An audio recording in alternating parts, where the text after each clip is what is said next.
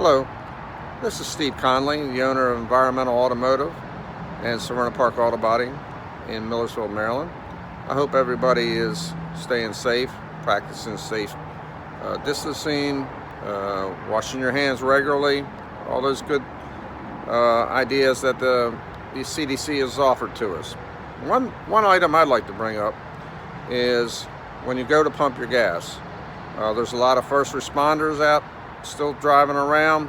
A lot of us have to go to doctor's appointments, grocery stores, and like us, we're essential employees, so we have to go back and forth to work. One thing I'd like to talk to you about today is pumping your gas.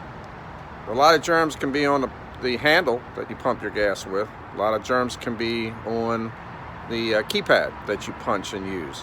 So my suggestion to you is, if you have the disposable nitrile gloves, use them at all times. When you're done, go ahead and throw them away before you get into your car, and use disinfect on your hands. If you don't have gloves, try to buy some wipes or bring wipes with you. Do the same thing. Wipe the handle down, wipe the keypad down, wipe the door handle down, throw them away. Don't leave them in your car.